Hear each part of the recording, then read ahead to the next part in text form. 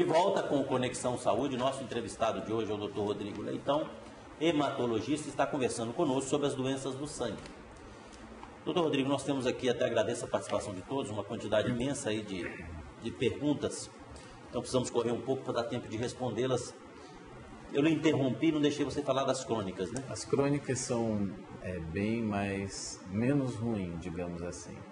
Tem dois tipos da crônica. Tem a leucemia mieloide crônica, que é uma doença que antigamente o desfecho final era ir para o transplante, porque as alternativas de tratamento que existia acabava que no final tinha que mandar o paciente para o transplante. Hoje em dia não, é uma doença que ela está sendo muito estudada, existem drogas novas que nós já estamos usando há alguns anos já, o Hemoan.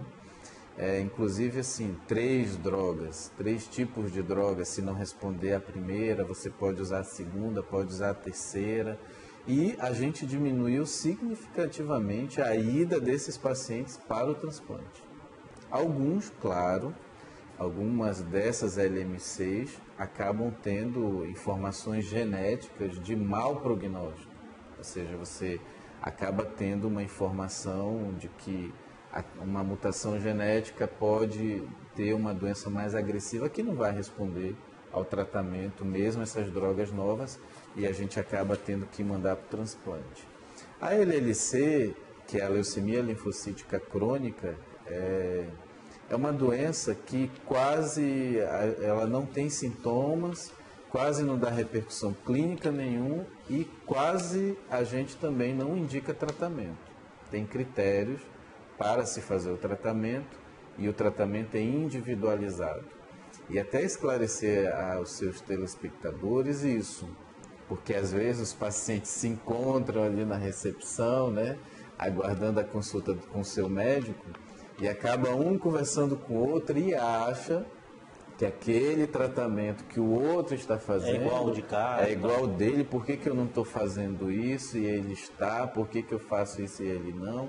Ou seja, o tratamento ele é individualizado. Então, às vezes eu tenho um paciente de LLC que está tratando, porque ele tem uma indicação, a gente tem critérios, né, para isso, e às vezes eu tenho um paciente de LLC que não está tratando. Por exemplo, eu tenho um paciente jovem de 30 anos que eu trato e tem paciente de 70 anos que não trata.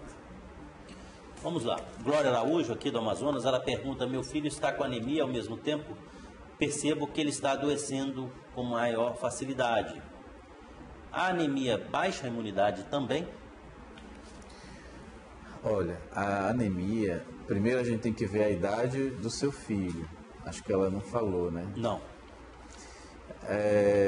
E está adoecendo, que está tendo infecções? Provavelmente sim, deve estar gripando muito. Então, a anemia, ela basicamente dá aquela questão que eu falei no início, diminuição da oxigenação dos tecidos e de uma certa forma compromete, acaba comprometendo.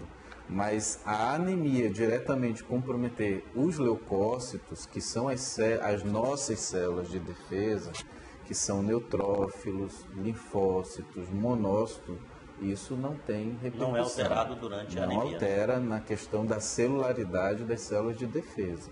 O que altera é a oxigenação, dando aquelas repercussões, como queda de cabelo, as unhas ficam mais frágeis, quebradiças, cansaço nas pernas, tudo pode isso. Dar um mecanismo indireto, né? Não diretamente. Mas indiretamente, a gente tem que ver outras causas que possam estar desencadeando isso. Aqui não se identificou, mas tem uma menstruação muito forte e uma anemia que não para. Pode estar relacionada com esse sangramento? E o que pode fazer? Muito provavelmente sim está relacionado a esse sangramento. Primeiro a gente tem que também ver a idade do paciente, né? Mulheres, geralmente a gente pede a ultrassom transvaginal para ver se tem mioma uterino, cisto de ovário que faça desregular. Causas ginecológicas, né? Isso. Tem o que ginecologista é fundamental para esse diagnóstico. Quais os alimentos que, a Ana Lúcia pergunta aqui do Amazonas, que posso dar para meu filho para que ele não tenha anemia? Ou seja, alimentação preventiva da anemia. Isso, prevenção, né?